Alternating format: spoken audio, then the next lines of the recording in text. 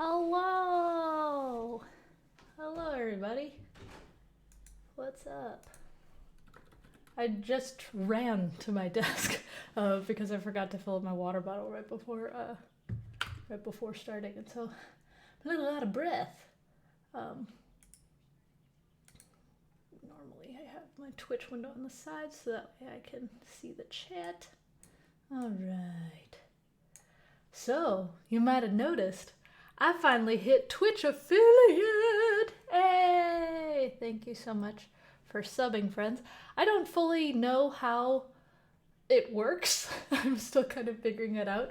I know I can make like custom emotes and commands. Wow, thank you so much, Jimena. Oh, y'all are too great. Thank you, Watch More ASMR. But yeah, I will. Oh my gosh, look at all of these founders badges. Oh heck, I didn't know about these things. Oh, I'm getting like some glitter and stuff. Oh, that's so cool. Thank you all so much. I don't fully understand how subscriptions work. Like, I don't know all of the things that I can do, but I will figure that out. And what does it mean to subscribe with Prime? Everybody who has an Amazon Prime account can subscribe with Prime. And oh, there's a hype train. I don't know what that means, but it's cool. Oh my gosh, thank you all so much for subscribing. Yeah, I don't know what subscribing with Prime means, but I know that you get a free Twitch Prime subscription. So, wow, all of these emojis. Does everybody else see the confetti on the page? This is very exciting to me. I'll take the fireworks. Wow, thank you all so much. I'm hoping now that I know that I can. I've been very slowly figuring stuff out. I want to make some like fun custom emojis and commands and things. If there's anything that you can think of, oh y'all, thank you so much. Wow, we hit a hype train. What does this mean? There's bits and stuff. I'm kind of just like, yeah, confetti. I don't know what this means, but level 2. Thank you. I'm very happy, even though I don't know what it is. Did I hit partner? No, I hit affiliate. Oh my gosh.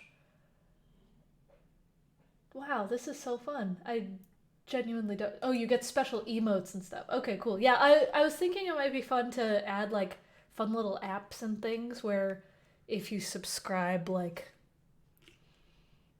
something happens on the screen. I know my coworker Jason, he has it where like with certain commands and custom emotes, there's like corgis that run across the screen and stuff. Oh, highlighted messages. Ooh, so fancy. Wow. Thank you all so much. Oh, you cheered? I didn't even know that was a thing that could appear on my screen. Wow, what a day. Clearly, I need to learn more about Twitch if I'm going to be using this platform. Anyway, how are you all doing? This is very exciting. I'm hoping that with this, I genuinely want to stream more and produce more content for people. And I'm hoping that with this, I'm able to do that more. But thank you all so much for your subscriptions and stuff. I really, really appreciate it. Anybody want to talk about React or something? That's exciting too, right? Let me actually fix my lighting here again. This keeps happening with the sun. You never know, like, if the sun's going to cooperate in this particular apartment complex. You need to call a client. Call your client. This is your first founder's badge. Ooh, yeah, the sun. Oh, hey, Chris. Yeah, no, and especially in this apartment, again, I've mentioned this on previous streams. This is a temporary apartment that we moved to, and we're going to be moving to a more permanent place it's like a month from today, I think. Thank you for your subscription, Chris. So anyway, because we're moving, I haven't like unpacked nearly anything. If you were to see anything outside of my desk, boxes everywhere. We kind of look like squatters in this apartment. We sleep on a mattress and have a TV on the ground, and our desks are set up. So I'm excited to be able to do that and get like proper lighting so I don't have to worry about the sun and just nice things like that. Wow, Twitch affiliate hype! This is so fun. I didn't know that you could highlight messages. Again, I need to learn more about this thing. Does the Charmander go in a box or does he get to ride in the front seat? Yeah, we're trying to figure that out. Because this is a very big Charmander and he doesn't really bend. Like his limbs bend, but the tail does not. And the head does not or anything. And so we might just like put him in the car that we drive in. We're going to be road tripping. And it's going to be a long road trip through mountains and stuff. And we were kind of hoping that we could do some sort of thing where we could go to national parks as we're driving across the country, but try a Pokeball. Good call. But all of these national parks are closed because of the pandemic. And so we're refiguring out our routes as we go. But yeah, we're 1 month out. It's very exciting. The next, I got an emote. Oh, thank you. Wow, thank you so much for all of the gifts. Oh my gosh. Thank you all. Wow, that hype train is riding. Anonymous cheerer. Thank you so much. If you involve it in time, it can fly. Hey. Wow, thank you all so much. That's so exciting. Thank you so much for your subscriptions. Wow. What a day. This is so great. I've been working at work. What a concept. Thank you so much for your subscriptions, Digit Lightning. On CMS projects, and so I'm trying to integrate Next.js with as many CMSs as I can. Hansel, thank you. And man, there are a lot of CMSs out there, and so far I've only done 2, and just Contentful and Prismic, and I've been kind of going through trying to figure out what are all the CMSs that I should mess around with. And unfortunately, the ones that people have been asking me to use are like Drupal and stuff, and I don't want to. And so I am trying to figure out how to do just modern ones where I can just call an API and not have to think about using that. So we'll see. WordPress, yeah, exactly. It's that kind of stuff. But hey, affiliate stream. Yeah, J Cubed, it finally happened. All these founder badges. How about static, Hugo, etc.? Isn't Hugo only for Go? Like, can you use that with Next? This is how much I know about Hugo, clearly. I'm sure you've heard of Contentful. Yeah, Contentful, I wrote a blog post on it. I can find that blog post, actually. If you'd like to see how to integrate Next.js and Contentful.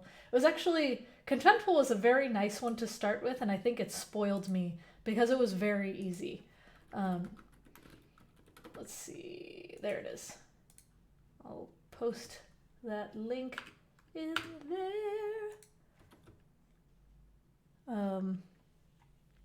Oh yeah, you're doing all the commands. So editors is my VS Code editor. To do, that's my to-do app. In one of the streams that I'm probably going to do more often is a co-working stream, where on said co-working stream, let me see if I can actually pull it up. If I go here, to do, hey, it worked, nice. And so this is my to-do app, to-do meter, and so whenever I check something, it goes into the completed section and fills in the little progress bar, and then as I add tasks, show off things, it lowers the progress bar because less of my tasks are done. And then I can pause a task for later, or resume a task and stuff, complete it, or I could say, okay, pooping didn't count, or whatever. Anyway, that's what To-Do Meter is. And so if you want to mess with it, you can. No pressure. It's an open source desktop app. And so on occasion, when I am doing like a co-working sesh with all of you, we'll go through my to-do list together. It was really fun doing it this past weekend, so I would like to do that a little bit more often. Wow, thank you so much for your subscriptions. Wow, I can't keep up with all of them. It's so exciting. Hello, welcome back. But anyway, yeah, if I posted a link at some point in there if you want to look at my Contentful blog. I think it has a very long UTM thing on there, but you can ignore that. Anyway, working on those. I am doing great. I have a question. Any advice for someone trying to break into a dev role coming from IT? Ooh, that is a good question because I feel like you're not alone. There's a lot of people I know who are in that kind of situation. This is not Fall Guys, this is Chatta. And thank you so much for your subscriptions. Wow, I don't even know what a level 5 hype train means, but I'm excited about it. And thank you so much. So yeah, if you're trying to break into a dev role from IT, what you really have to do is just show that you can code. And even if your coding is related to your IT role, you kind of have to tailor your resume a bit and be able to say like, yes, I'm coming from an IT role, but my objective, normally I say don't include an objective unless it's something different. Oh my gosh, look at that hype train. It's happening. I don't know what it means, but I'm excited for it.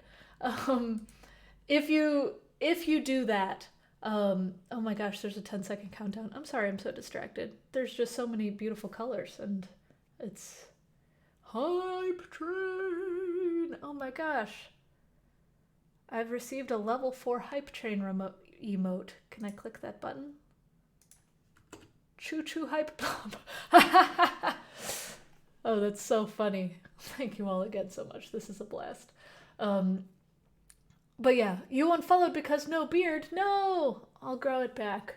I've been shaving so well lately. But yeah, again, sorry for being distracted. This is just so exciting. Always have an objective on your resume if you're doing something new. If you're doing something that's not new, then don't worry about it. But if you're doing something new, like going from IT to dev, you got to show that you can code. And I think that your IT background is a good background, but you might have to start from a more junior or even mid-level role, but likely junior role, and then just progress up. But there's a lot of similar skills, and I'm sure you'll do great. Let's see. How do you play a video from a list of videos on scroll in React? Depends on your code, but I would have an effect that triggers a play on a video, and that's how I would do it, but I don't have a link to show you. What resource do I recommend for learning React and JavaScript in general? I really like Scrimba, but that's my preference there. I think I missed some questions, so if I don't answer your question, let me know and just resend it again. You're switching from iOS to React and React Native development. Any tips? Ooh, I admit I don't know a lot about iOS, and so it's hard for me to say, but I guess be ready to be more code-oriented rather than visual-oriented, because I know a lot of the iOS stuff that I touched in my past involved a lot more like adding code to like a workspace rather than just doing it from the ground up. But even then, that's not how it is for all React and React Native development. It's hard to say. I'm sorry, that's not very helpful. Give me a 20-second explanation on inheritance in Java. You troll, Marenka, you troll. You know, sometimes there's a parent component and then they have a child component that looks a lot like them and has a lot of the same methods, and it comes from the parent. The end. What are my favorite hooks? I like reducer hooks. I admit, I've been converted. I love reducer hooks. You found me when I raided Mayuko. Oh, hello. It's going good, thank you. Hello, hello, hello. How long does it usually take companies to reply to applications? This depends on the company. Because with Netlify, for example, whenever we post a role, within about a week we get 200 or 300 applications, and we do not have that big of a recruiting team. And so I know we have notifications set up internally, so that way if you applied in 2 weeks, there's no action on it, it alerts us saying, hey, this person hasn't been talked to. I totally just shook my entire desk when doing that. But not all companies have that. And so I've had some companies not get back to me for a full half a year or more. And then some companies that get back to me within a day or two. So it's really hard to say. Typically, the smaller the company, the faster they get back to you, though. And it's always good to find someone in the company where you can talk to them and hopefully they'll be able to put in a good word for you. Ooh, you're planning to make a closure for learning React this weekend. Nice. Make sure you know how to do a closure in regular JavaScript before you do it in React. I think that's helpful. Are we coding anything today? I plan on coding on our Pokemon app again today, which I have my Windows somewhere. I mentioned earlier I kind of rushed to the computer because I was filling my water bottle and realized, the stream's starting. Where do I stand on the spectrum of WebAssembly being generally not the best way to do something versus the next best thing in browser-based apps? I think it is a very next... Bye, Stygian Lightning. Thanks for coming. I think it is not necessarily the next best thing, but I have a feeling a lot of new best practices will come with knowing WebAssembly and being able to discern when you should use it and when you shouldn't use it. Because I do think that it will solve a lot of issues, but it's not the kind of thing that we'll want to go all in on, because it's still very assembly-like. Who wants to write assembly? But that's just me. Let's see. My transition from Android to React and React Native was quite smooth, but JS could look a little messy at the start. I could see that. TypeScript helps with that, for sure. Call them constantly and ask for Cassidy. Yeah. What's my favorite mech keyboard and switches? Currently, I'm typing on, if you do exclamation point keyboard, you can see it. It's a Korean keyboard with Xylence and SA switches. And I really like SA switches. I like how smooth they are, and Xylence are such a fun switch. But I have a lot of switches coming. I kind of went on a switch buying spree, and so I got some Holy Pandas, I got some Tangerines, and I got some Kiwis. And I haven't ever used any of them before, but I'm very excited to play around with those. Let's see. Oh, hey, Propaganda Panda. I know Jimeno is here. I know y'all know each other. She had to get on a client call, though. How long have I been programming? I started too long ago. 15 years ago-ish. What's my streaming setup? Thanks. You can do like exclamation point camera to find the camera. It's a Sony camera. Look at that. Focus on my hand, focus on my face. What? That's basically all I did with this camera for a very long time. When I first got it. But otherwise, I have a PC, I have a Stream Deck, and I use Streamlabs OBS to set it up. I can be a lot more custom, and I should. I just haven't had time with moving and crazy work stuff that I haven't been able to customize it a bit more, but yeah, I'm happy with it. Will I pair program with one of you? I like pair programming. Pair programming with strangers is a different thing, because doing it on a stream, if, for example, someone doesn't know something, people don't like being exposed on the internet. And then also coordinating just what we're working on and stuff. Probably not, but maybe someday. I'd have to think that one out. Is there a shorter way to implement infinite scrolling? Honestly, I haven't implemented infinite scrolling before. I always just add pagination because I don't like infinite scrolling very much. And I also don't really work with feeds, so that doesn't really answer your question, but I'm sorry, I can't really be helpful there. I hate TypeScript. Should I learn TypeScript? Nah. Learn it when you need to. If you don't need to, no need. Let's see, you want to hear about the Holy Pandas feel? I think I have them. Right. Look at Charmander. Here. Check these babies out. They look cool. And they're very, very tactile. Like if I... They're definitely louder than Xylence, which is to... That makes sense. Because Xylence are meant to be silent switches. But they're very tactile. I don't know. I'll have to put them on a board to try it out. I'm also curious if they're worth the hype. I've tried them at meetups before, and I really liked them at meetups. Do I solder the switches or do I have a hot swap? I have both. I have a little bit of both. The current one that I'm on is a hot swap board. Am I fully remote? And if so, have I been working remotely for a while? I have. I'm I think as of like today, I've been working remotely for 2 years. I actually think it's today. I got like a Facebook on this day notification, which I don't really even use Facebook much anymore. But I like looking at the on this day thing just to see things from my past. Um, and let's see. Yeah, as of today, 2 years ago, I started working remotely full time. How about that? Thank you for your subscriptions. You're so nice. Um, let's see. Did you make a choice between the 16 millimeter Sigma versus a 30? This is a this is the 30 actually. I have it propped up a little further back than my monitors. It's a trick question. It's infinite. Ha ha ha.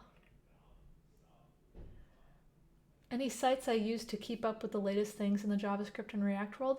I subscribe to a lot of newsletters, tons of newsletters, and I look at like CSS tricks and Smashing Magazine and stuff, but otherwise lots of newsletters like React Status and Front End Focus and Web Designer Weekly.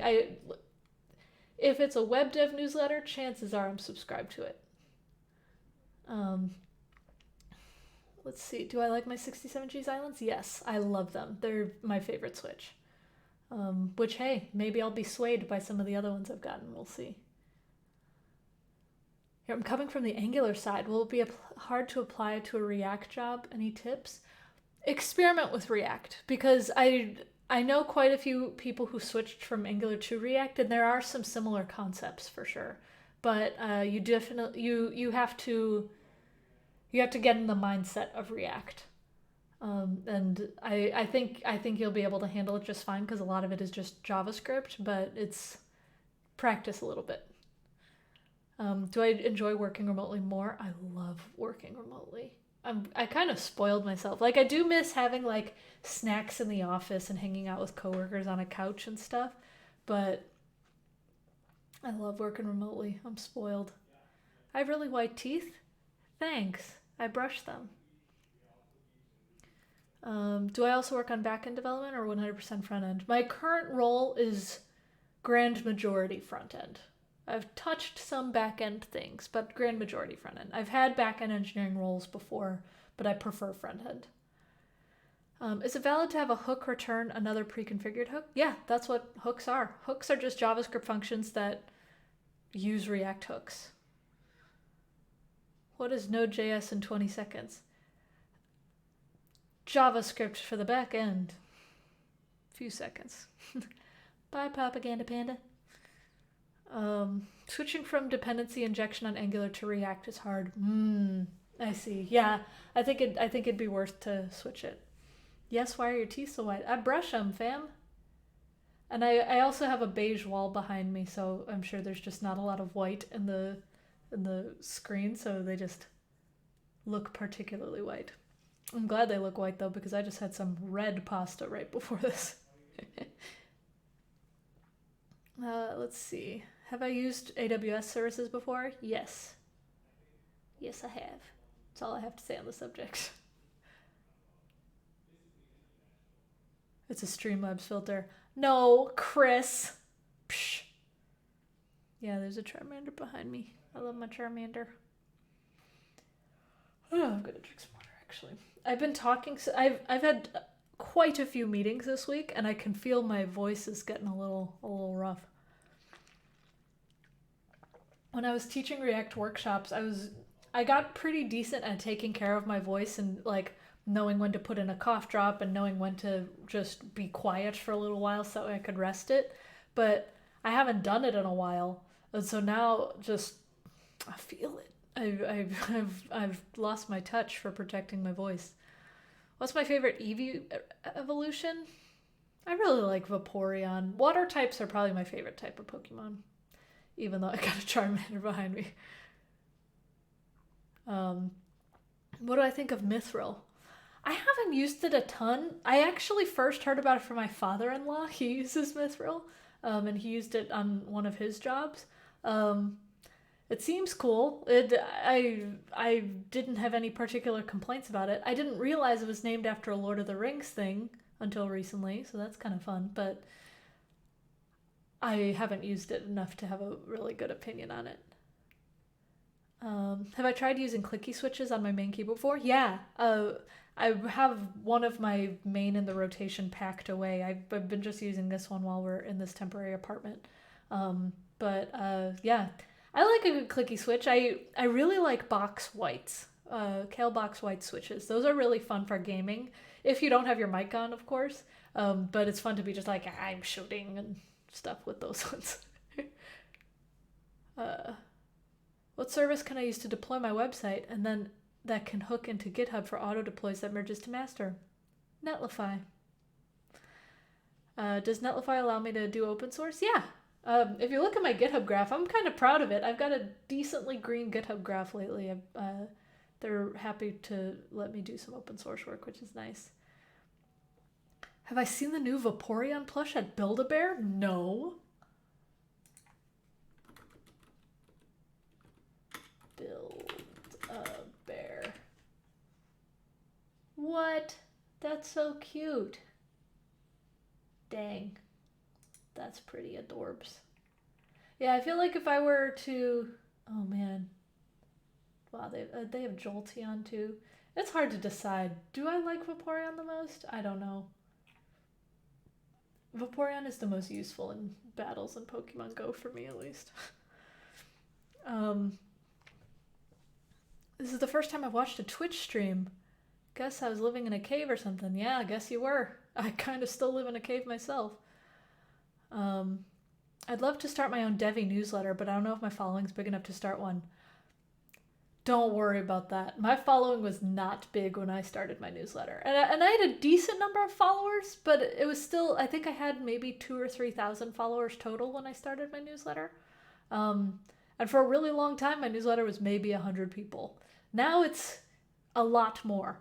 But when I started it, it wasn't. And I think starting your own newsletter is the best way to not only read content and get to know content better, because I feel like learning by teaching and learning by showing is really significant for anyone. But it's a good way to get engagement and to get to know people. There's a lot of people I've met because they started reading my newsletter, and it's really valuable to have those kinds of relationships and stuff. I host mine on Button Down. If you go to buttondown.email, they're great. It costs money per... The more subscribers you have, the more it costs money, and so that's why I have sponsors now to help me pay for it. But I actually started doing it on TinyLetter. If you go to tinyletter.com, and that one was nice because it was free to start. And then once you get to, I think, 5,000 subscribers, that's when they say, okay, you have to convert this to MailChimp or something. And so I started on TinyLetter, and then when I got too big for TinyLetter, I switched to Button Down, and Button Down had a nice, like, export from TinyLetter to Button Down thing that I used. How big of a time sink is it, though? It's a decent time sink. And another reason why I'm very grateful for sponsors, so I can afford to spend time working on it. But I would say a newsletter takes... I send it out weekly, and if I prepare well enough in advance, I can get it done in maybe an hour. Typically, though, it takes between 2 and 3 hours a week to work on my newsletter. What's my favorite font? I really like Bebas New, Bebas space Neue.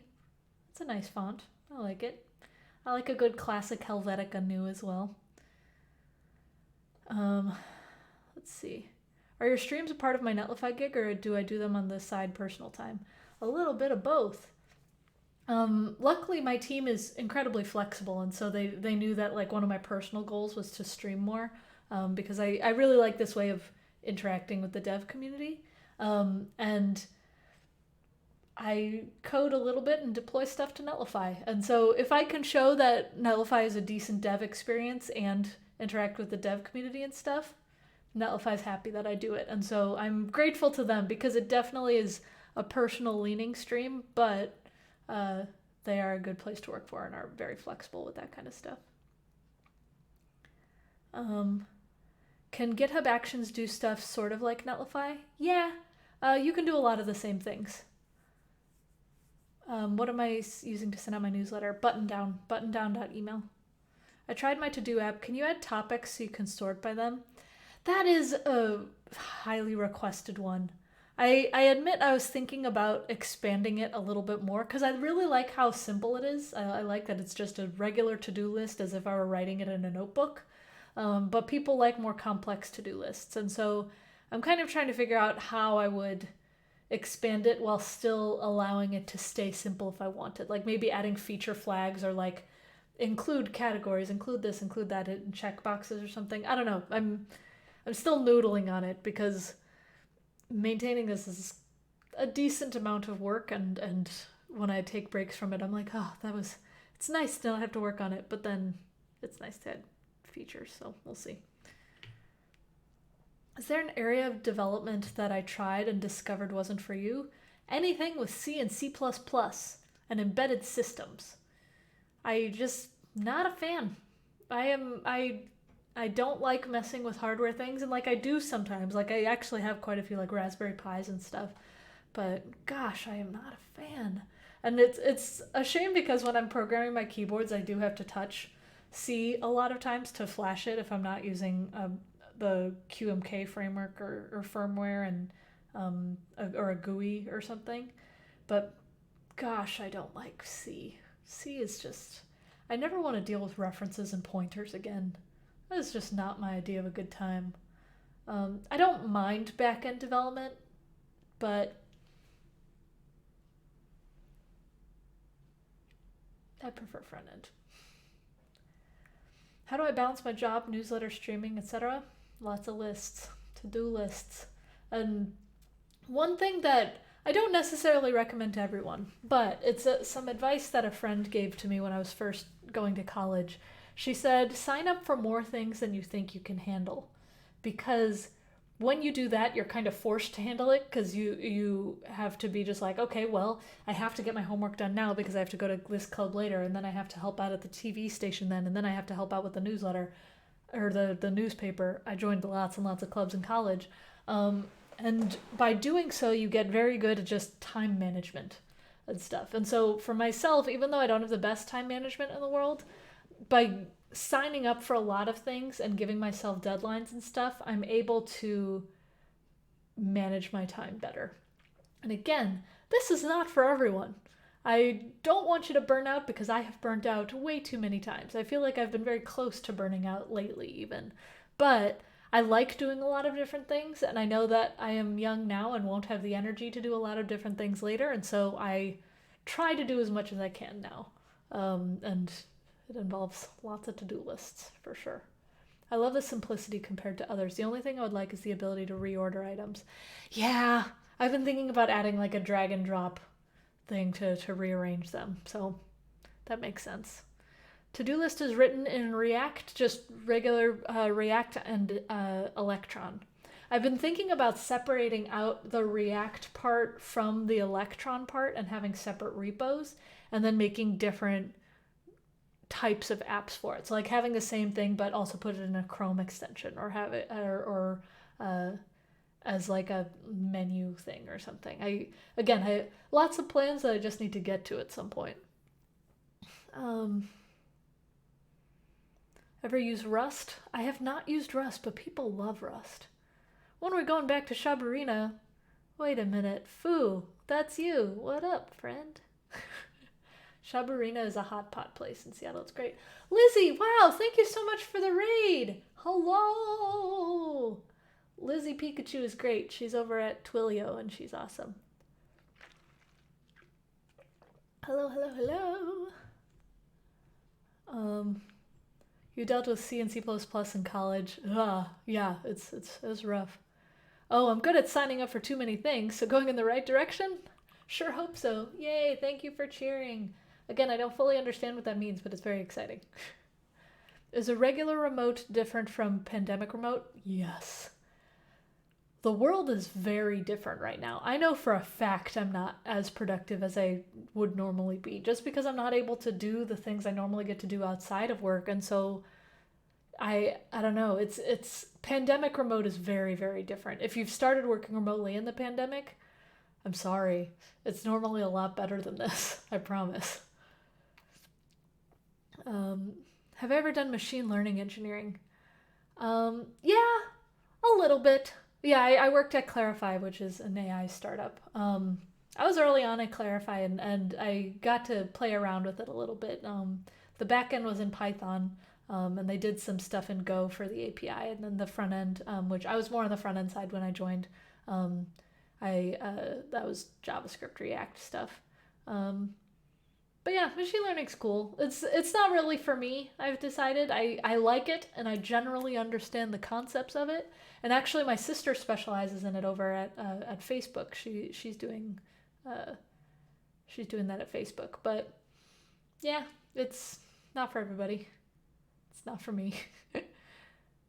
I recently used Netlify for my static site. Connecting my GitHub repo works like a charm, doesn't it? It's great. I love how easy it is. Hello! Thank you all so much for coming from the raid.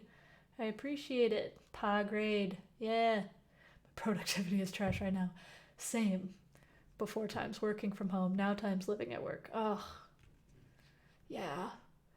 I'm living in a completely new place, and I did not plan this year to move, but when you work in a pandemic and your spouse, who normally he works in an office, now that he was working at home, we couldn't, like, we had an office that we shared, but normally when we're both in there, it's like gaming and stuff. But because he was working from home full time, we kept having to switch locations and all kinds of stuff, and just working from home and our old place wasn't working very well. And so we moved, which who knew what would happen? It's so good to work remote. Yeah, I love working remotely. I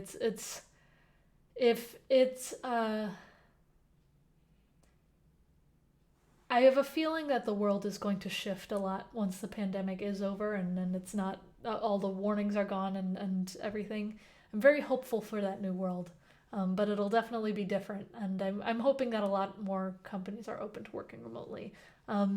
There's a podcast that I'm going to be the host of that I think we've only recorded a couple episodes, but it's coming out soon. I'll make a more formal announcement when I'm allowed to, where I talk to a lot of leaders in tech leaders in organizations that aren't traditionally technical organizations.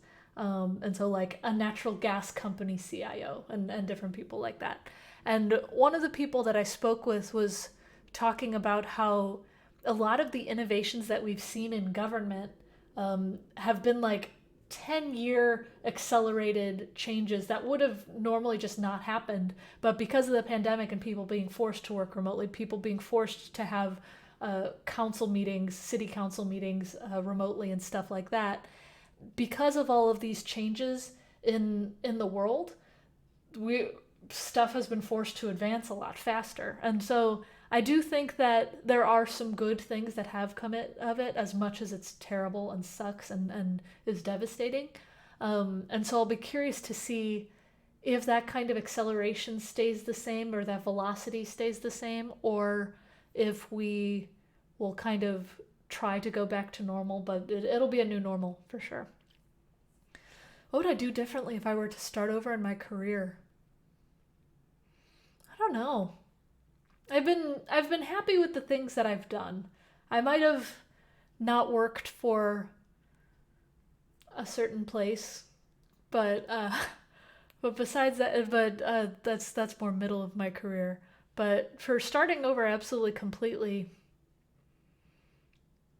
I don't know. I'd have to think about that. It's hard to say. I've been happy with the path that I've taken. What do I like about working remotely? Do you think I'm wearing pants right now? I am. I'm wearing jeans. But I don't have to. Flexibility.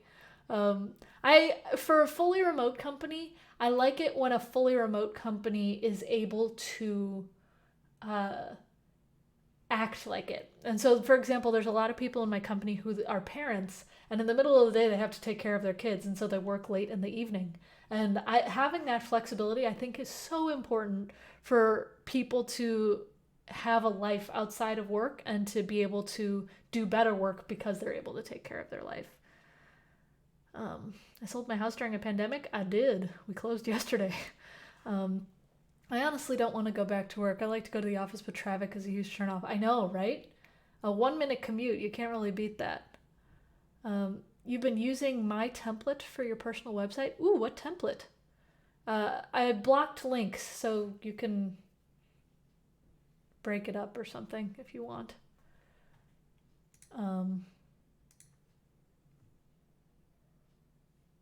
Let's see. I've lost my questions. Best part of work remotely, plenty of opportunities to create those sweet, hilarious Twitch posts. Ayo. Yeah, and Twitter and TikTok and stuff. Am I going for Twitch partner? I'm pretty content with where I'm at right now. Twitch partner involves streaming. I have to stream 12 days a month, which is quite a bit, because as much as I want to say, oh, this will be a quick half-hour one, it never is. It's always like 2 hours. And so if I were to go for Twitch partner, I have to figure out my plan, because that's much more of like a full-time job, and I have a full-time job. And I don't know if my full-time job would like me spending 25 hours during the day, during a month, dedicated to streaming. But I mean, weekends, things. I'm content where I'm at right now. We'll see if I do more than that. Can I share some salary negotiation tips I've learned? Yeah. I think you go in with your reasoning first. Negotiating salaries is it's nerve-wracking. And so if you want to if you want to negotiate it into it, let's just say I'm negotiating with you, you're my boss. What I would normally do is I would say, hey, so based on what I've done so far at work, I've been personally very proud of X, Y, and Z, what I've been able to accomplish on this team. And life is expensive, and I've been looking at market rates, and based on the work that I've been doing, the work that I want to do, the things that I've been assigned, and just the way the world is going, I would like a raise of some kind. And I'm not sure what the company is able to swing, but if that would be possible, that would be great. And I typically don't give a number at first and then see what they say. And there are some companies where they'll be just like, well, you know our process, we can't offer you a raise, and that's just how they do it. There was once a company I worked for where I asked for a raise, and then they said no, and then I got an offer from another company, and as I was saying, well, I think I'm going to go to this new job, they're just like, we can give you that raise you asked for, and I'm like, shady. But anyway, presenting it like that and just kind of being honest about that kind of thing, and especially if you have an annual review is the perfect time to do it, because you don't have to go through the whole introduction of why you're asking. It's kind of part of it. And so if you have a decent annual review, you could be just like, well, thank you so much for giving me, sorry, Joe just scared me opening the door. Why are you here? No. No, put it away. Sorry. Joe has a torch that he uses to, like, Joe's my husband. He has a torch that he, like, uses to sear meat and stuff. I thought he was going to set Charmander on fire, for real. Oh my gosh. Okay, anyway, blowtorch is done. What were we talking about? Oh yeah, negotiation. You have a perfect opening when you have that. Oh my gosh. My heart. I was very stressed for just a moment because I don't exactly know what is inside of this plushie. So, let's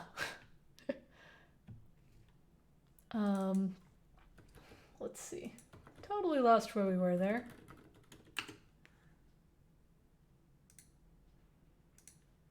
Oh, Mohit, nice. I saw your personal website, the Hackback. I saw your personal website. I'm glad you're using that one. That's an old template from my old personal website, so I'm glad you're using it, and go for it. That's totally okay with me. It's open source for a reason. Will I ever stream video games? I've streamed Fall Guys. My computer kind of struggles when I stream Fortnite, and so maybe I'll get a nicer computer. We'll see. I shouldn't. Anyway, considering it, so I might. What are the benefits of being a Twitch partner? I have no idea, but I guess I'll find out. I'm still kind of figuring out what all the benefits of being affiliate. Oh my gosh. Flames, am I right? How old am I? You tell me. Just kidding. I'm in my 20s. I'll leave it at that.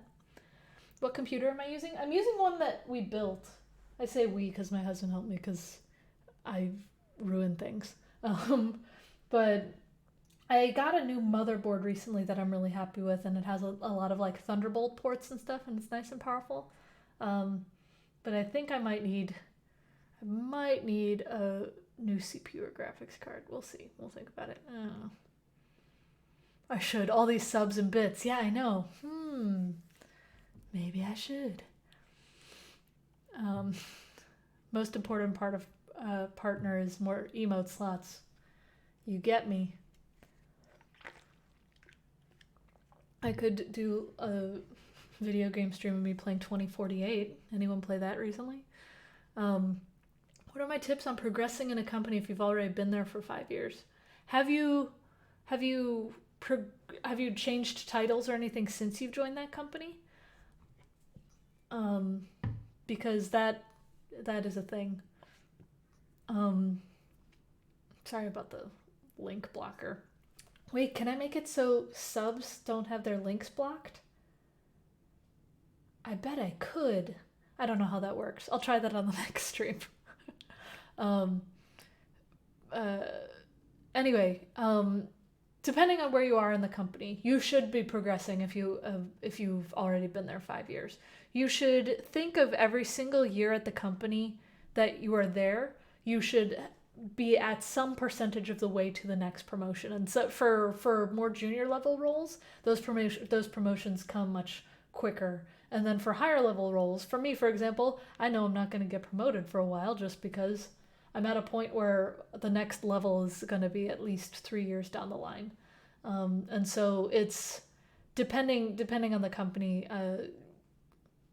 you have to figure out, do you want more responsibilities, and what kind of responsibilities do you want, and what are your goals in getting those? We don't really have junior and senior titles explicitly, and I've been front end the entire time, but I don't know what I want to shoot for next. Yeah, that's tough. I guess oh, hello! You rated, thank you so much. I didn't see the notification for that one, but I appreciate it. But anyway, yeah, not knowing what you want is difficult. And so I would say if you are trying to figure out how to progress, if you've been there for 5 years doing front end, I would try to figure out what kind of skills you want to build and what are your career goals. Because you have to figure out, do you want to be a manager at some point? Because if you want to be a manager, then those are very different skill goals than do you want to be a tech lead? Or do you want to switch to back end? Or are you content where you are and you just want to know more? That's really, you have to kind of ask yourself those questions so that you can talk to your manager, and it's your manager's job to figure out how to help you get to those goals. What keyboard am I using right now? You can !keyboard it, but it's a Xilinx TKL with SA keycaps. You can ask to be a lead on a project? Yeah. I've asked to be a lead on projects before, and there have even been times where I don't know what projects are coming. Oh, sad you couldn't see the flames. My husband's in the chat now. I do song. Yeah, there's a motorcycle out there. Sorry about that. The windows are not very sealed in this apartment complex. I'm sorry about that. Or that's my ride. Ha ha ha. It's not. But yeah, there have been times where I've talked to my manager saying, hey, I know we don't have any projects going right now, but I'd love to be a tech lead at some point. And so if there's anything I can do to get to that point, please let me know. And then because they know that I'm interested, I get opportunities where I might not necessarily be a tech lead right away, but they might say, oh, well, can you take on this, this, and this so that way I can prove that I can be a tech lead. Yeah, maybe go for Scrum Master certification. I've been on teams where one of our developers is the Scrum Master of the team and handles all of the agile methodologies for the team, and then the PM handles other kinds of stuff, and sometimes it's the PM that does it. There's a lot of options there.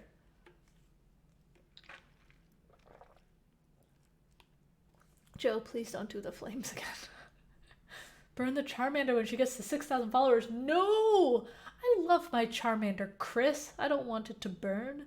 Does tech lead mean that you should know the hows of the backend server? That depends.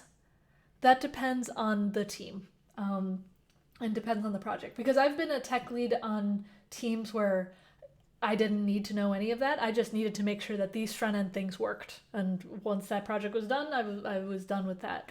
But then I've been on teams where I'm more on the integration side, and I had to know how the back end works, and I needed to know which APIs were coming and which queries needed to be made. And so it depends on the project, and it depends on the company. It's helpful though. It's always helpful to know the ins and outs of those kinds of things. Does my husband stream? He's streamed himself playing Tetris before. He's annoyingly good at Tetris. He likes playing Tetris 99, that one like battle royale Tetris game on the Switch, and he streamed that before, but he hasn't done that in a while. Is this the Chris that produces Shop Talk? Heck yeah! Bye, Chris. Yeah, no, Chris is great. He produces Shop Talk. He helps on the CodePen podcast. He is the best podcast editor. If you need a podcast editor, use Chris the podcast guy, who's cheering. Thank you. Yay, thank you so much. I'm sorry for asking it a third time. I missed the initial times you responded. What are we programming today? Oh, we'll probably work on our Pokemon game. We should stream poker. I don't know if you want to do that. You're going to go edit Shop Talk right now? Oh, fun. Cool. Podcasts are fun. I am really glad that Chris enjoys editing podcasts, because I do not. But he's on my list for whenever I can do that. Yeah, money. But yeah, Chris is awesome. When I worked at CodePen, he was really good at getting like just amusing snippets of things in the podcast and stuff. And he's done other podcasts that I've been on too. And yeah, he's great at what he does. There was one point where he had just a compilation of me saying hello and stuff, and it was pretty funny to see. You watched a 2-hour video Tetris World Championship. That is nuts. Yeah, freaking Joe. Jimenez played, for those who don't know, Jimenez played poker with Joe, and he's annoyingly good at it. I'll leave it at that. I have your stream Chromecasted on the TV. I'm so calm and composed. Thank you, Mama. I appreciate that. How were you not following me, Proto? Good to see you, by the way.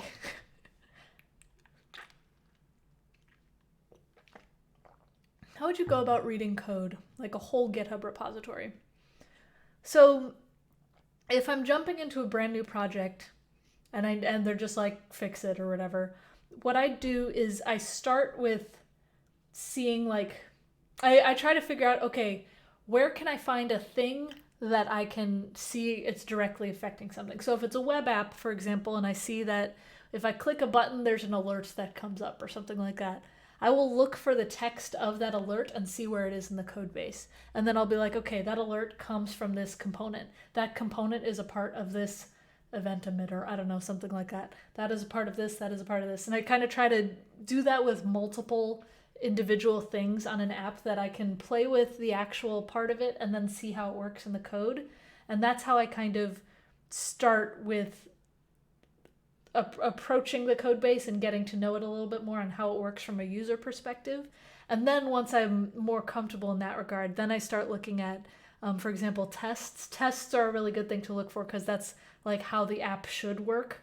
But depending on a company's testing strategy or something, or a project's testing strategy, that's a plus or a minus depending on what you see.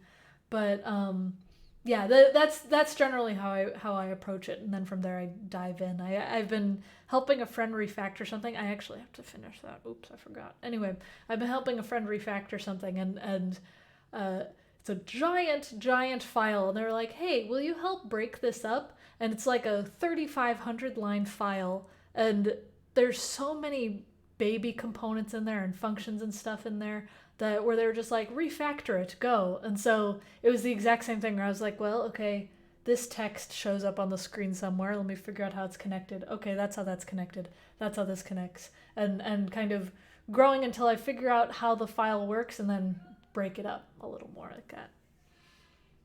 Oh, thanks for hosting, JCubed. Thanks for following, friends.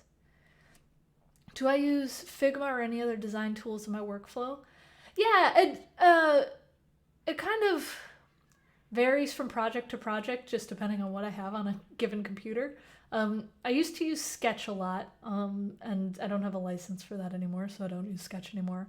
I really like Adobe XD because it's free, and I like being able to poke around with that.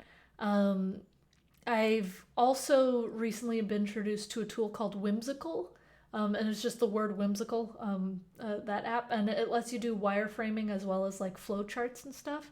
And let me find that one. I've been really happy with it so far. Whimsical. Is it just .com? Yeah, whimsical.com. I'll paste it in there so you can check it out. But I've been really, really happy with that one, and that's what I've been using lately for projects. Do I write tests in TypeScript? I try not to mess with TypeScript if I can help it, but if I had to, I would. Do I use lots of pen and paper for that? Yeah, I do have. Where's my notebook? Wait a minute. Where's my notebook? I was going to say I have a notebook where I write things down. Oh, sorry. I found it. I have little notebooks where I draft up to-do lists and things and stuff, and sometimes I draw stuff too. But anyway, typically I'll write out and be just like, okay, this is the list of things that I want to include in this project, and sometimes I'll draw it out on paper before actually putting it out in the real world. For sure. Notebook was burned, right? That torch. Who needs enemies with friends like that? Yeah, I've been loving that tool. I promise this isn't like a shill or anything for Whimsical. I truly discovered it because someone recommended it to me, and I'm obsessed. I think it's so neat. Could I do a stream on testing? Yeah, that's been asked a few times. I'll probably integrate tests into our Pokemon app at some point, so we can do that. But I'll do that later because I need to prep a little bit more for something like that. Do you want to get a keyboard stand for me? Yeah, I gotta do some of those. Because again, I'm in the middle of moving. My laser cutter and 3D printer's all packed away, but I miss my keyboard stands and having my keyboards all on display next to me. And so someday I will make more of those. If COVID and quarantine ended today, where would I go first? Oh man, like a short trip or a long trip? Because if it were to be a short trip, I'd just go get some boba and hang out at my sister's house or something, which I guess I could do anyway. But if I were able to just go on a trip, I'd go to Spain immediately. Oh, I would love to be in Spain.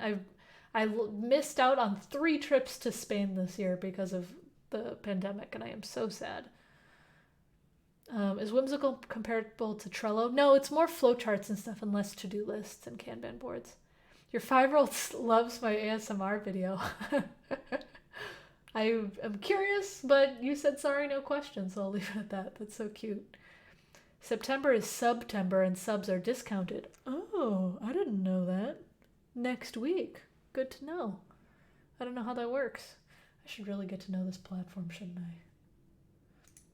Well, are there any questions? Because I think now would be a generally good time to start coding a little bit. Unless you prefer to just keep asking questions, which I'm down to do. That's up to you. I'm down with whatever. I thought I was in the US. I am in the US. Yeah, I'm in Seattle. Hello, good afternoon. What up? You're waiting for the Pokemon game. Okay, you want to code, I get it. Let me find the window for all of that so I can start pulling it up. Let's see. I'm rearranging things, sorry. Am I moving out of Seattle or staying in the area? I'm moving out. I'm in Seattle for now, but I am I'm moving across the country. I'm excited. I'll tell you where when I get there. Actually, I'll probably tell you soon. Did I ever try Vue.js? Yeah. Vue is great. I personally prefer React more, mostly because I'm more comfortable with it.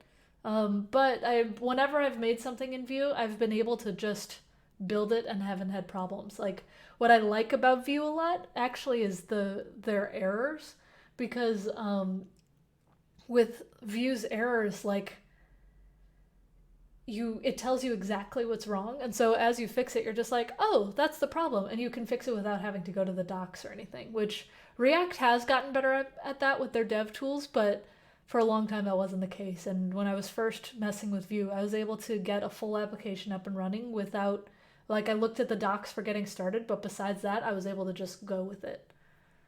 Bye, Robin. See you. Can I say I'm moving south or east? You know what? Yeah, I mean, Seattle is as west as you can get, and so it's east of here. The drive is going to be like 37 hours or something wild like that. I'll let you do some, well, you know what? I've said it before. I'm moving to Chicago. Should be fun. Can I suggest a good newbie project for your portfolio to stand out as a junior dev? You should have some projects like calling an API, and projects where you can integrate user interaction, and projects where you can include user login and authentication. And so you could do something really basic. Like one project that I did when I was learning Ruby on Rails was I did a reading list, and all it was is I had an array of types of books. And so one was like, a book written this century, a book written by this person, da da da da da. And it had like 50 books. And it was a to-do list app where you could log in, and when you finished reading a book, you could add it to the already read thing. It was a very simple application, but it introduces lots of concepts. It introduces being able to do array manipulation and list manipulation. It talks about login and authentication. It talks about persisting data. So something like that, where it doesn't have to be crazy complex, but something that can show off those kinds of skills is useful. Thank you, friends. Trading that rain for the wind, I see. Heyo. I'm originally from Chicago, so I'm used to the cold and the wind. And it's beautiful when it's not winter, so I'm quite excited about that. How much is the productive time you think for a full stack developer in a day? Depends, and I always say depends, so it's hard to say. But one thing that a manager said once was, I know that there's like 8 hours of work in a day.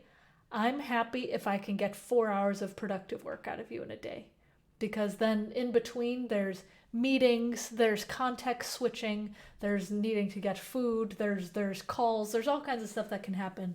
But if you can get 4 solid hours of productive coding in a day, I'm happy. That's what that manager said. He wasn't my manager, it was a friend's manager. But anyway, you should aim for that, but try to do better. For myself, because my job is kind of a funky job, I'm happy if I can get 2 or 3 hours of coding done in a day, and some days it's a lot more, some days it's less. It varies.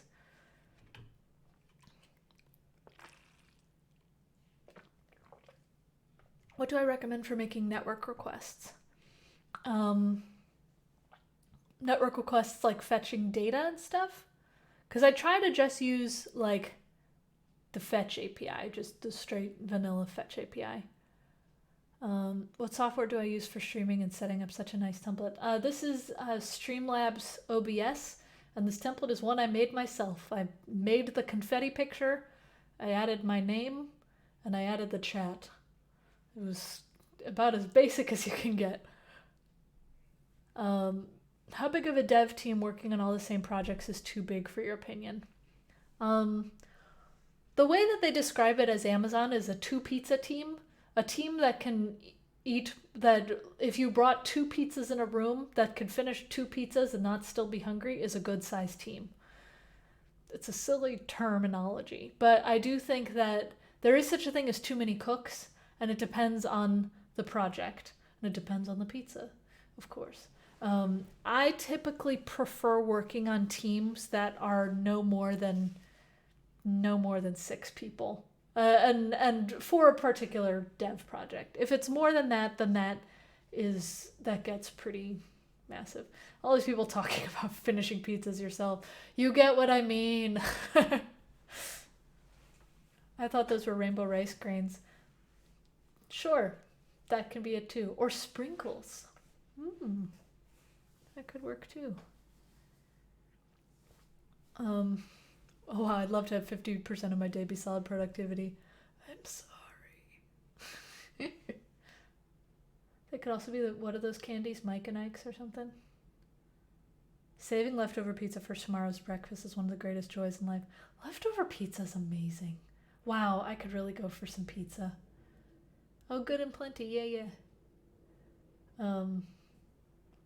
Man, I could go for pizza now.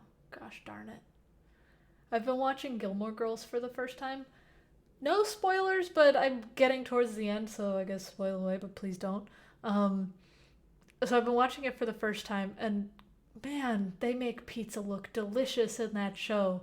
I feel like half the time I'm watching, I'm just like, wow, they got pizza again. And it's delicious looking pizza. It's, so good. Anyway, I've been enjoying that show, watching it for the first time. Do I fold my pizza? You're talking to a Chicagoan. My pizza's this thick. Typically no. Typically I don't fold it. Alright. Shall we work on our Pokemon game, friends? So I want to talk about it actually a little bit before we get into it. And I don't know how many of you were here last week when we worked on it, but what we worked on last week was figuring out how to mute and unmute sounds. And I realized pretty much 5 minutes after the stream ended why it wasn't working. And then someone made a PR and I was just like, thank you for your help. Dang it, I know I was being silly. So I'm excited to talk about the solution with you today. Let me share my screen so that way I can do that. You're rewatching Dawson's Creek. Oh. I haven't watched Dawson's Creek before. Okay, cool. So we have our typing game. And if you want, you can pull it up. I'll post the link in the chat. But you can't mute it right now, so don't. But if you click on this sound button doesn't work. And we had this whole thing where we made a mute button component, and in that mute button component, let me find it, we wanted to toggle if the sound is on or the sound is off. When you click toggle sound, it dispatches a mute and unmute command to the reducer. And the reducer is the one that we call in game.js, where we get all of these variables and stuff. So here's, and the font that I'm using in my terminal is Mona Lisa, and this here is from nes.css, just to get those questions out of the way. The thing that I realized and that I should have talked about last time is the fact that when you make a custom hook and you call it in a given component, it is local to that hook. And so the state and dispatch that I get from calling useGameReducer inside of game is completely different from the state and dispatch that I get from useGameReducer when I call it from mute button. And so it's muting, but it's dispatching it in this useGameReducer and not the other one. They're two separate reducers, which I should have realized, and that bugged me. And so what one person did in their PR was they made it so that way everything just happened in one component. So they put the toggle sound, and let me zoom in on this really quick so you can see better. Ooh. So they put this toggle sound stuff that we had in the mute button inside of game.js, and they did the sound toggle and all kinds of stuff in game.js, which works. But there's a few different things that we can do rather than this, because I like the idea of this, but I want to be able to use a mute button component. You actually screamed, "Amo esto, por favor." I'm using a retro Pokemon app and I've been looking for these kinds of buttons. Oh, I'm so glad. Yeah, no, it's been really useful. And I like the little toggles and everything. It's a cute little thingy. Anyway, this is a nice approach. And I appreciate you, Johnny QB. If you are on this stream, thank you. But I don't want to go with your solution. And so I will probably close this PR. But it is a good point that if we want to have the mute button inside of this game.js, that's what you would do. This is how you would do it. But I want to have a separate mute button component that is called in index.js, that is called outside of the game, so it just mutes the entire thing. To do this, there's a few things that we can do. First of all, we could create some kind of context. Oop, just ran into the microphone. We could create some kind of context object that shares the state variables and shares the dispatch and everything in between all of the different components. And so the reducer is still the same reducer. It's not changed, but the state and dispatch is saved in a context level, so that way it affects all of the different things in like the app tree, which I like the idea of that, but I don't really want to have the context live inside of this home component. Or I could pass props of some kind. I could move the mute button component inside of game.js, so I could make it so that way, instead of calling it here, I do use this mute button component, but I call it inside of here and put mute button.js, like mute button, whatever, right inside of here. And then I can pass in the functions to it, which honestly, that's kind of similar to what happens here, except we keep the dispatch logic and everything inside of mute button. We just we would pass dispatch into it via a prop. I am leaning towards this second option. It's interesting because that's something that it's very easy to overlook, the fact that hooks are always local. Does anybody have preferences? Because otherwise I think I'm going to do it that second way of moving mute button into this while still keeping the dispatch logic inside the button. Okay, well, there's no chatter, so I'm going to do it. Can context hold more than one state? Yeah, it can hold an object of various states. Are pointers a thing when coding like this? Not really. You can technically make pointers if you wanted to, but you don't typically pass things by reference in React. I'd prefer context. Maybe you could add dark mode later. Oh, that's a good point. Yeah. So we could make this interesting, where we have a whole separate component for sound effects and things, where we don't even, right now in the game reducer, we have this sound on thing. We could have that be a whole separate entity, and we could have like an app state rather than game state that includes sound. We could have it toggle something else and be a whole just app state type of logic where we could toggle a dark mode, we could toggle sound effects, we could toggle all sorts of different things. It would be interesting to have that kind of app state. Yeah, I like that. But yes, we could also just send props.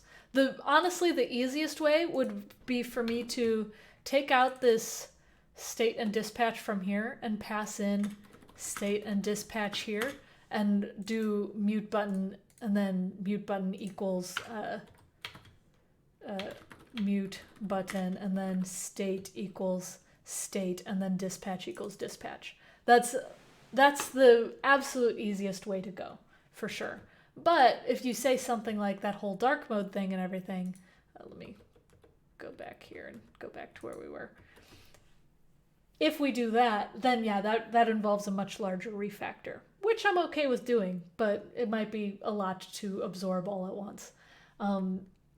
So the first thing that I do want to do, I actually do want to do this state and dispatch thing via props first, and then make a commit so that way we can actually deploy something working first at least. But then I'm definitely open to adding context and everything after that. I think that's a nice balance of both, so we can do that.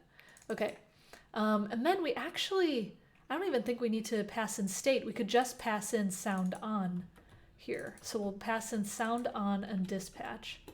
And so I'm going to save that, going to not import use game reducer. And then in here, we will import the mute button component. And so I'll do import mute button from, and then components, mute button, yeah. And, oh, why am I importing this in the reducer? Sorry, that's my bad. We want to do that in game.js. We want to import it up here. Yeah, and then do that thing that I was talking about before. I can do a little bit of that, and then I can do sound on equals sound on, and I'll pull that from state. And then we will have dispatch equals dispatch, like that. Is this a no questions are stupid kind of stream? Yes. You can ask whatever you'd like, within reason. Okay, let's actually run this. npm run dev. Okay, this is the live one. Don't want to check it on that because that would be frustrating. And I think I have a bunch of stuff commented out. Ooh, I forgot to take it out of the index. Let's take it out of there and take it out of there. Okay, there we go. And now, sound is playing. Look at that! It worked! Well, it muted it. It didn't unmute it, but I think that's my fault because I commented stuff out. But that worked. And I meant to add desktop audio. I don't actually know if you can hear the music playing, but if you can't, I'll deploy it so that way you can see it.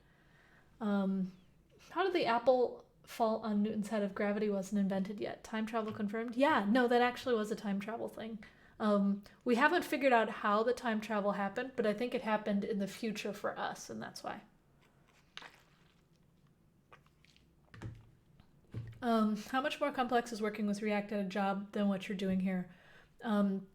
Depends on the project. I've had some projects that are much simpler than this and had projects that are much more complex than this. Do you know how to block console.log messages in production for Next.js? What I would do is have different environment variables as feature flags. And so you could be just like if process.env and then Next.js, whatever, your variable name.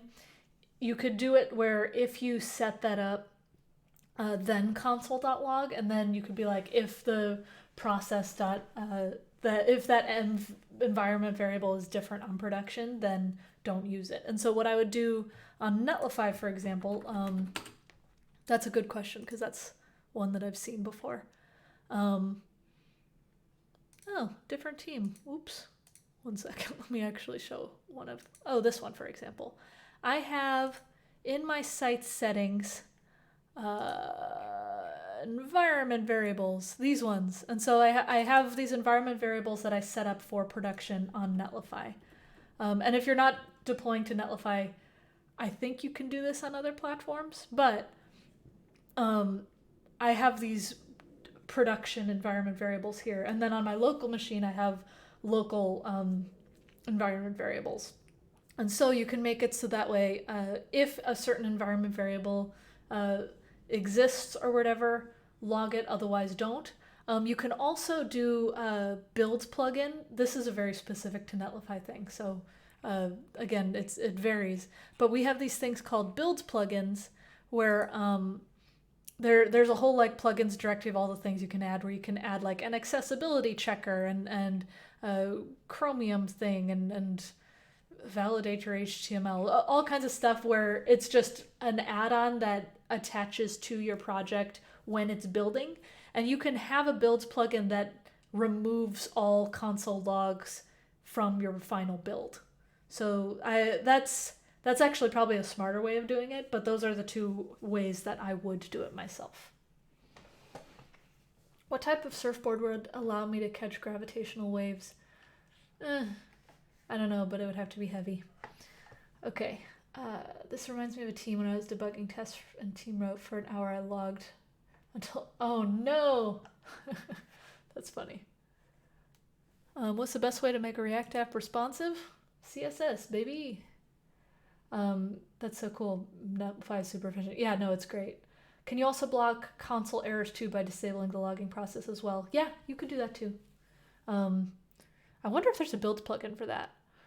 If there isn't, you should make one and open source it, because a little birdie that I might know at Netlify might be giving away some incredibly cool things to people who make public build plugins.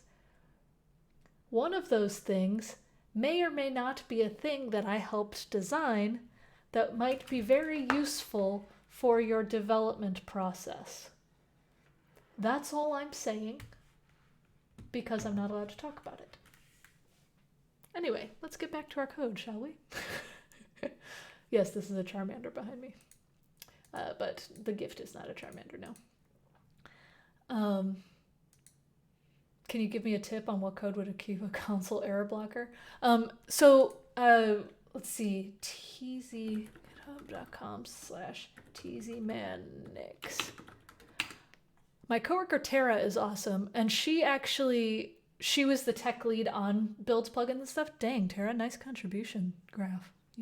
Wow, that's amazing. Anyway, Tara is awesome, and she was the tech lead on build plugins, and she actually made a really nice build plugin. Netlify build, oh wait, that was it. It was plugin to all events. Let me pull it up. That one. And what's really great about this project is it's a test thing where it has like, okay, these are all the different events that you can use, and it's just really well logged and documented. And so if you wanted to make some kind of thing that messed with your code and stuff, she basically documented all of the things that you can use, and it's very, very helpful and has nice demos and stuff. I will paste this in the chat so that you can mess with it yourself. I highly recommend building some public plugins, even if you don't do this log one, other things, explore what already exists, but plugin authors may or may not be getting a very cool thing, and it would be worth it for you to do it. I'll leave it at that. Is the @ sign in the import used to write the absolute path of the folder? Yes, and that's actually a config that I added to this project. I'm going to pull up another link for you. I have a starter project, which I actually need to update a tiny bit, but actually no, I think I updated it recently. Yeah, within the past month, that's updated enough. But anyway, in this starter project, it's using Create Next App, except it strips all of the extra stuff and then adds very basic configuration. And so it adds this config so that way you can have absolute paths. It adds a netlify.toml so that way it deploys automatically to Netlify. If you click this button, it will deploy the starter site to Netlify and clone the repo on your GitHub. So anyway, oh, and it is updated, thank goodness. So if you want to use these same practices, it's basically me putting my opinions of subtle best practices into a project, and that's what this repo is. Anyway, that's what the @ sign stuff is. Drinking water is good, but did you know if you drink a lot of it, you get intoxicated by water? It's called hyperhydration. I did know that, but thank you for the hot tip. Hello, Windows 10 update. I've been putting you off for a while. Ha ha ha ha.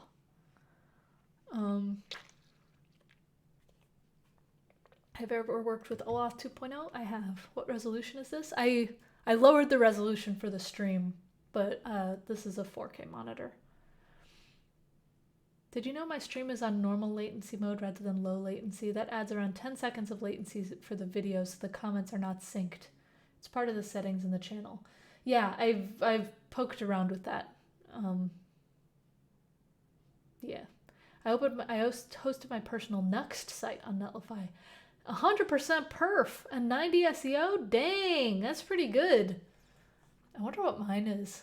Do I want to call myself out right now? Lighthouse score. Grill me, fam. Let's try this. Oh wait, I can run it in the Tev tools? Okay, I don't want to do that now. I just want to see. Get a lighthouse score for a website. That. No, this isn't it either.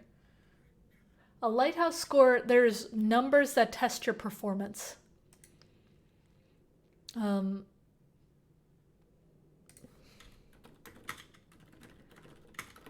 don't want to install a thing. I might have to install a thing. You'd think that they would just have a thing where you can put in a domain and get it. And I'm pretty sure they do have that. DevTools give me numbers. Okay, well, guess I'm getting the DevTools. Download it. Open up Chrome DevTools. Oh, it's built in? I don't have to install it? Oh, thank goodness. Okay. Roast me, Google. What's it gonna be? Lighthouse. Oh, I'm nervous. Oh, it's doing mobile? Oh, I wanted to do desktop. I'll take mobile, though. Mobile's probably rough. I didn't optimize my images at all.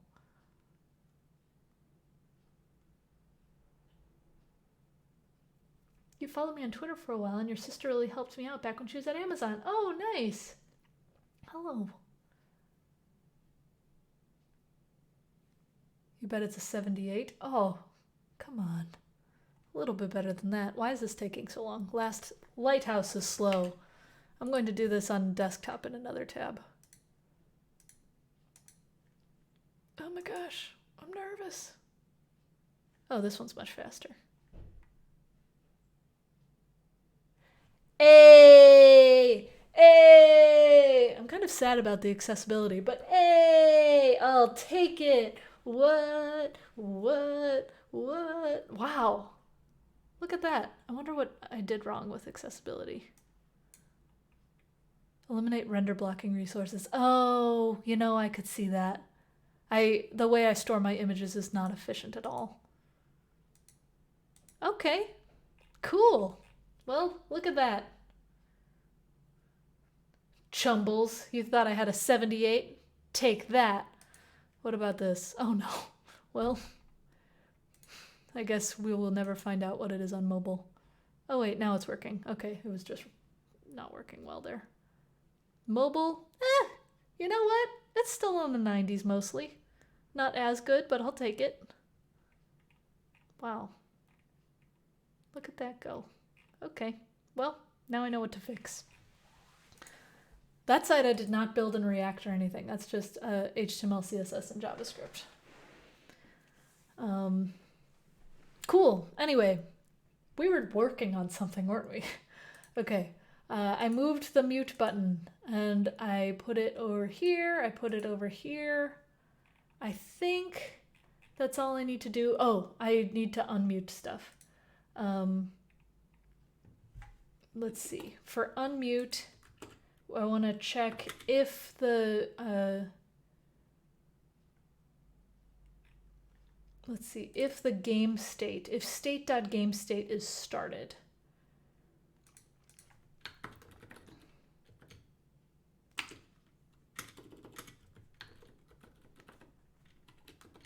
Then I want to do battle sound. And then when I end the game, then state.gamestate is finished.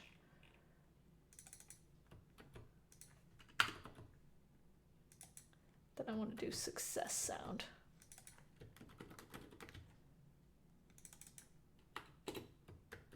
Okay. Let's see if that works. I have no idea if it's going to work, but it should.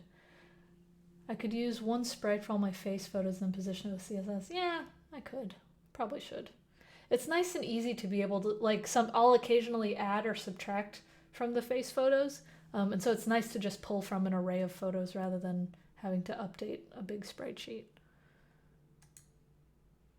Okay, sound is working. Muted. It works! Okay. That works too. It works, it works, it works, it works, it works. Wow. Okay, I'm very happy with this. So I'm going to save this and deploy it. Git status. And then git add components. Git status again. Diff, want to check on that. That makes sense. Cool. Git add hooks. Git add pages. Oh, nope.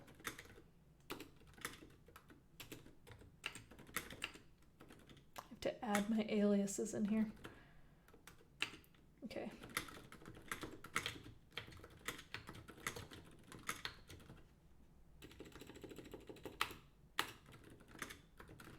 And I want to fix, because there's an issue there. I'm going to close this and I'm going to say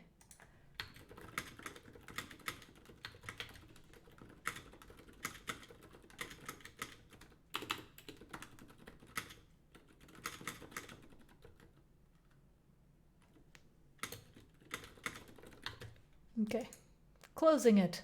But we are fixing number 3, which is this issue about the game reducer, which again, one of those things that you realize last second. And so I'm going to do fix number 3, make mute button work. Git push. Because I think GitHub is smart enough where if I have this fix number 3 on the front, it'll close this issue with this commit. It did! Oh, did you see that? The page updated live and everything. Look at that. Okay, and now we can see that the site is building on Netlify. So if you've saved this URL, when the site is finished building, you can get that working. Why didn't I do git add plus? I like to do it individually just in case. I've done git add plus before where I've accidentally added things that I didn't mean to add, and so it's just one of those things that I try not to do. I could probably get rid of the to do why me, shouldn't I? There we go. Are there any other dev streamers I can follow? I usually have trouble finding them on Switch. There's quite a few. When I'm done here, I'll probably raid another channel, maybe like the Apollo GraphQL people. They have a cool stream, and Auth0 has a cool stream. Twilio has a cool stream. If you want individuals, I really like following game dev streamers personally. So a lot of my follow list are game dev streamers. I'm looking at my list of streamers right now. Yeah. Who are some dev streamers I can recommend? I don't know usernames off the top of my head, so I'll just have to paste them in sometime. InstaFluff is a dev stream too. Nice. Hello, Tutti Frutti Wax. We're going through individual Git hunks by adding them before committing them, and it's a great way to be confident about what you're committing and sometimes help you find out leftover debugging. Yeah, exactly. Lanalux is really cool if you like Unity dev. Nice. Oh yeah, duh, Jason Langsdorff, Jay Langsdorff. That's my teammate Jason, and he's awesome. His stream is his stream is the most beautifully produced stream ever. Yeah, I highly recommend his stream. And Aisha Blake streams as well. Who else streams? There's many people who stream. Prince Wilson streams. Cool stuff. All right. Hello, Mayuko. Yeah, that's who I typically raid after something like this. Oh, you got your boops from Jason's stream. Ayo. Whose stream is really set up? Jason. Jay Langsdorff is his handle. His stream is beautiful. Like he has got a setup that I think any battle station nerd would envy. It's impressive. Yeah. He streams at work a lot. Just FYI, sound muting doesn't seem to work with uBlock Origin. Really? Huh. Has the site finished deploying? It has. Ew. So now we can go to it live. And actually, let me add my desktop audio stuff to this so that way you can see it or hear it.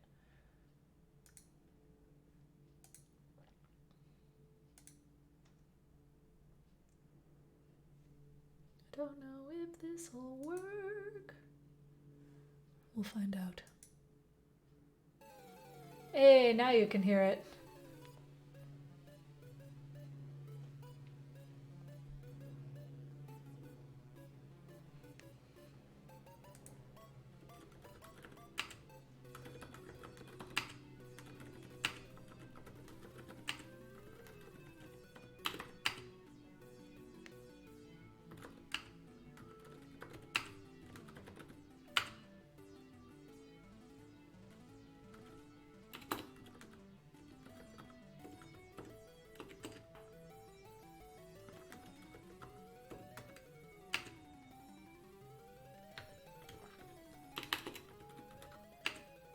Look at us. We've got an actual game going.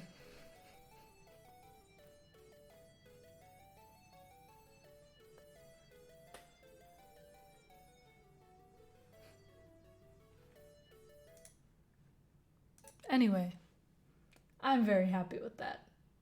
The fact that this works just now is very, very exciting.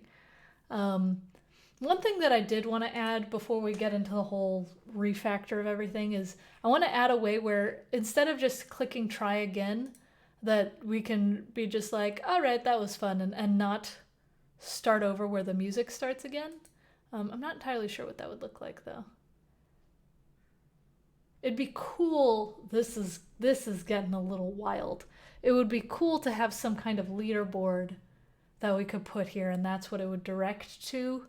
And then we could have a timer, like time to get to all 151. That's ambitious, but I would love to do that. I think that sounds like a very good time.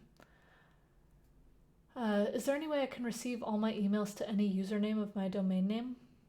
There is. Have a Netlify form that auto submits for the leaderboard? Yeah, no, that could work. Because then it would store in like a CSV that's managed by this, or I could use an actual database. What a concept. Or yeah, I could do local storage and have it be just like your times. Oh yeah, Pobox. Thanks, Tom. That's the one I was going to suggest. But yeah, if you did it a local storage way, you could be just like your best times. And that could be pretty useful. I'd love to see you connected to a database. Okay, I might not do that this time, but that might be something that I poke around with a future time. Because that sounds fun. Just got to plan it a little better. Okay, so I want to do, what's database? What is that? Yeah. Well, and there's also so many options. I lean towards using something like Firebase because that's really nice and simple. I will not be doing the backend in Java, but thank you for your input, Jonesy. I greatly appreciate it. I could use something like Fauna. I've been poking around with HarperDB, and that one's interesting because it's very SQL old school like, but while still using modern APIs. By the way, for those who are asking, this is just water. It's nothing that thrilling. Yeah, I could do a fancy node thing. I could do something from scratch. No, why would I do that to myself? That sounds terrible. I don't want to use Dynamo or any of the Azure AWS stuff. But yeah, I'll have to poke around with it. But before we get ahead of ourselves, we should talk about this whole refactor thing that we were talking about for things that don't necessarily affect the game, like the mute button and dark mode. And what other things would we want to implement that is not necessarily affecting the game, but is affecting the experience of being on the site? Can you think of any other ones? So maybe I was PHP, please. Where's the Ben button? Yeah, is there anything else? I'm trying to think. Poop jokes? That's a given. We can have a whole thing happening just in the console.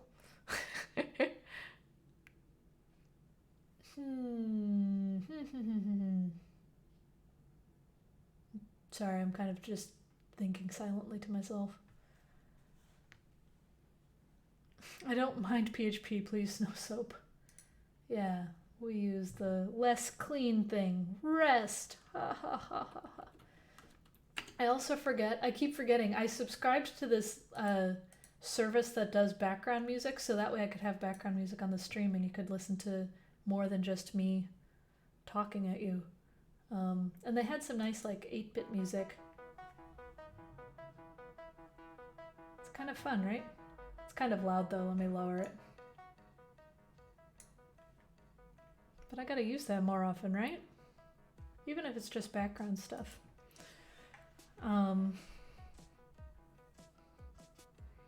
Yeah, the background music and the dark mode is the only thing I can think of right now. Maybe a credits thing, and then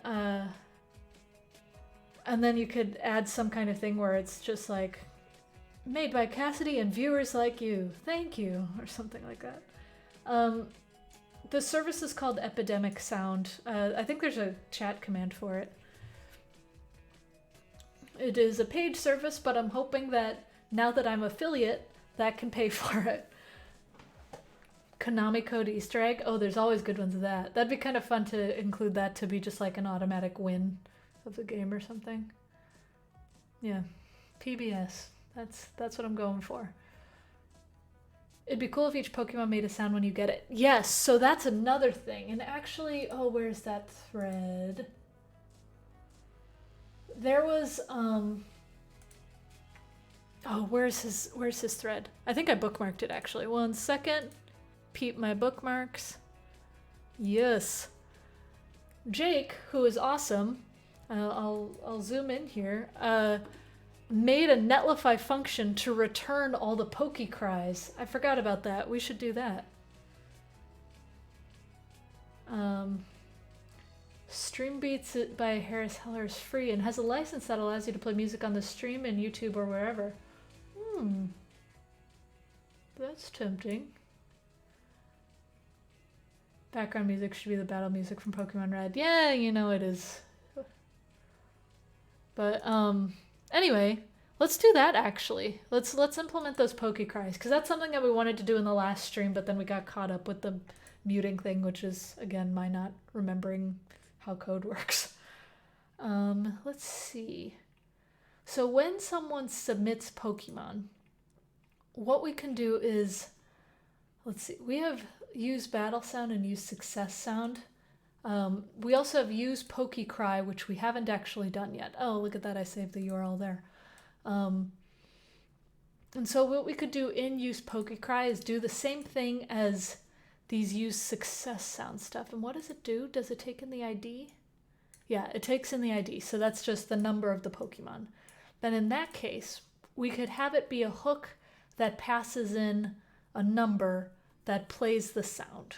And I think that should work. That should work. Let me try this. And so I'm gonna do this use Poke cry, and then we're gonna copy this domain here, and then with this we'll have an ID passed in. ID. And then the ID should be passed into this hook. In theory, that should work. And I'm going to make it a little louder than the background music. Is it a serverless function? Yeah, Netlify functions. Netlify functions are glorified Lambda functions. They literally are just UI on top of Lambda functions, so that way you don't have to deal with AWS. Like if I were to pull it up right here, I'll pull it from this typing game stream, for example. If I went to functions, it's deploy AWS Lambda functions. And so you don't have to set up API gateways or regions or even an AWS account. You can just use them. And so when you set up Lambda function with Netlify, you just put it in your functions directory and say, hey, Netlify, look at this directory, and whenever it's called, it works. It's nice and simple, no configuration necessary.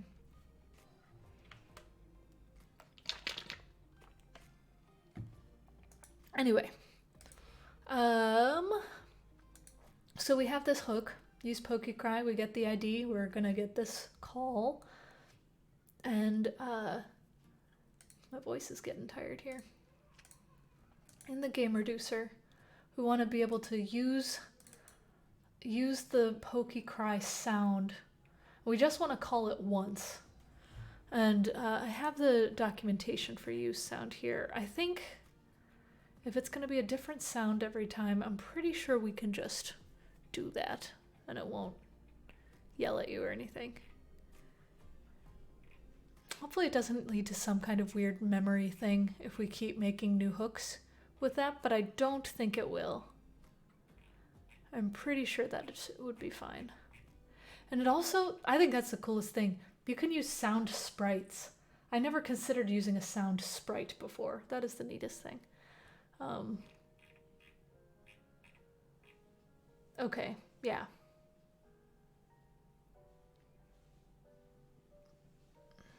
Okay, let's try it.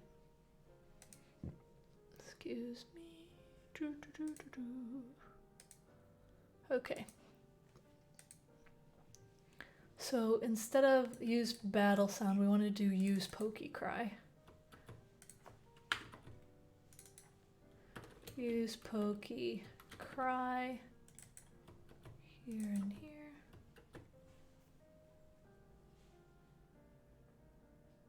How does it accept Nidoran? You have to do Nidoran-M and Nidoran-F. It's hacky, and I would like to fix that, but that's one of those things where it's bike shedding. We'll deal with that later, but that's how you do that one. We're still talking about emails, okay. Okay, let's see.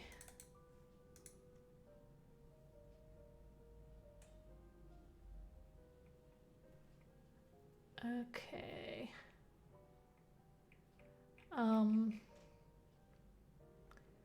We get the ID from the Pokemon from the API, I think. Yeah, we get the ID from the API. And we use that in the Pokemon banner. I'm kind of reacquainting myself for this. Oh, we don't use it in the Pokemon banner? We use it in the game, I guess. Use Poke API. Got it. So we want to pull and use Poke API again with the most recently submitted Pokemon so that we can do that. What if we call the sound API in use Poke API instead of in the reducer? I kind of like that. I almost prefer that, actually. Yeah, let's do that. So I'm going to copy that out of there, save it, and then in use Poke API, what we'll do is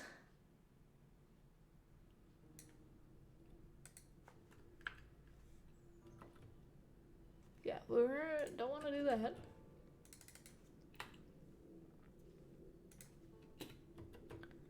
And then what I'm going to do is I'm going to get the sound play thing from that. And I don't actually even need stop. I only need play. Or I just want to hit play for this.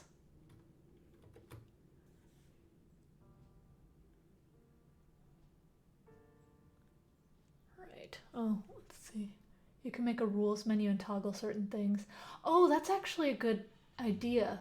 Because then if I do like the include, yeah, like that include gender thing, then, well, what would be interesting is if in the rules we mention specific Pokemon that do have weird names, so like Farfetch'd, Mr. Mime, and then the 2 Nidorans, because those ones you have to type in a very specific way. What if you had a state field screen music, then an effect that depends on that field stops all sounds and plays the right one depending on that? Screen music. That's kind of what the mute button thing is for. I think that's what you're mentioning. Okay, I'm gonna close that. Oh, you know what? A point that I will have to bring up with the doing sound effects inside of here is that I'll have to pass in the mute thing so that way if the sound is off it doesn't play the music, which is fine. So actually, sorry, I'm thinking about all of these things. I'm getting the ID here, but I could dispatch something. Maybe I shouldn't do it inside Poke API, but do it inside the reducer. Does anybody have preferences? It can kind of live in both. Do I by chance know an engineer manager named Carrie at Elphi? Yeah, I was just messaging her last week. She's great. Bye, J Cubed. You'd prefer putting it in the reducer? Nice. I'll tell her Kimberly Codes says hey. She's great. I haven't had the chance to interact with her much, but I was just talking with her about potentially helping out with some React training stuff for her team. Okay, we have one vote to put it in the reducer.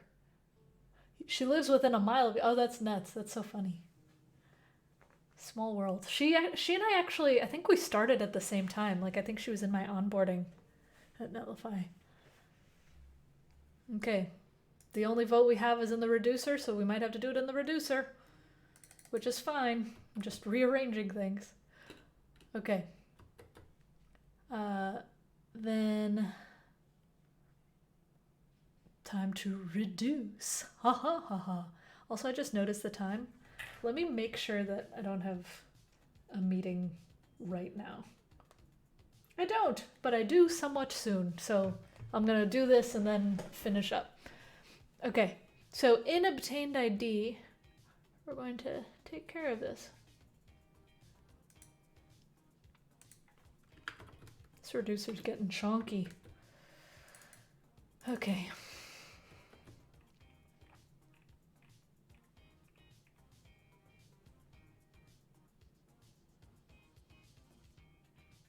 Meme girl from Twitter, that's me. This font is Mona Lisa. I have it in the editor command, yeah. Oh, I don't have it in the editor command. I should put it in there. It's Mona Lisa. So let's see. Obtained ID is where we get it. So when we get that ID, that's when we want to make the Pokey cry.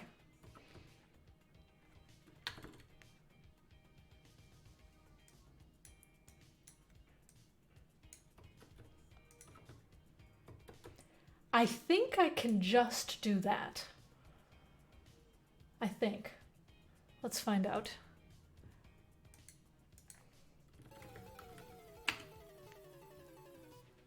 I broke something. No, wait, I didn't. Okay. Oh, well, that would do it. Okay. Should probably be running my local server. Oops. Need to reduce the reducer, yeah. Yeah, the Mona Lisa website is very cool. monalisa.dev. That whole like intro there, it's neat. I like this font. Yeah, this is a project where we're just talking about React and Next and deploying it to Netlify. It's just a casual little thing. Okay, I'm going to mute the, oh, we could have mute the music and mute the sound effects. Now we're getting into game territory. Okay. Let's do that, and let's say, oh, broke it. Okay, that's fine. Rendered more hooks than the previous. Oh, you know what? That makes sense. Okay, here's my problem. This is fine. This is fine. This is weird. But I know why it's going. So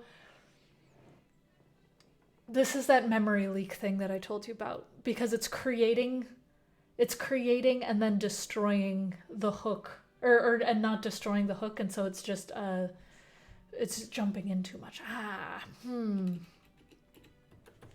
So what can we do here? Let me see this use sound. I don't know if they account for having a new sound effect every single time. Let's see. By the way, can you hear the background music that I have playing? I'm happy to make it louder or make it quieter. You can't hear it at all? Wow, I've been jamming alone.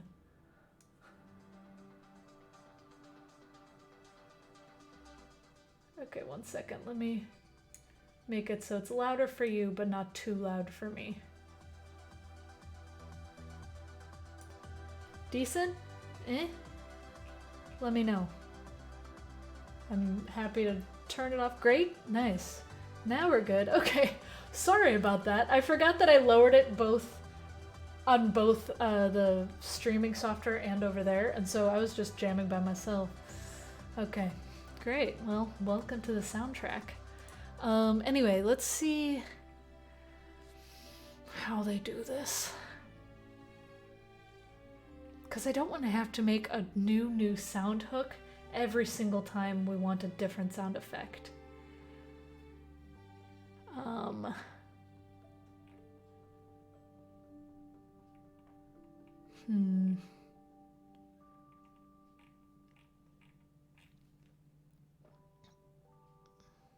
Wait, sprites for multiple sound effects. But if it's not the same file...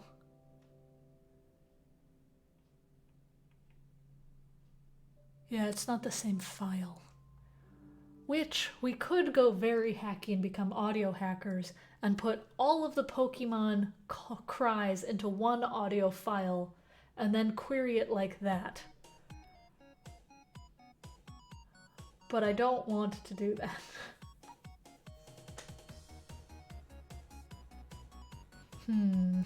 But I think that's what I have to do if I want to do this.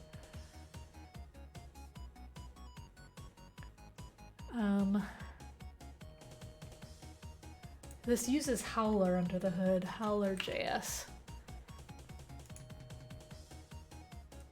which also has a very cool website, am I right?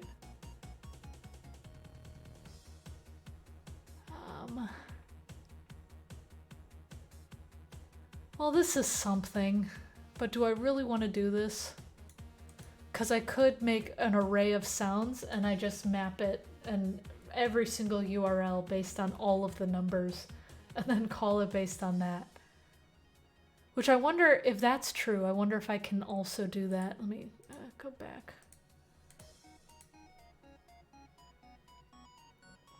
Can I pass an array of sounds? Have I tried recoil? No, I haven't.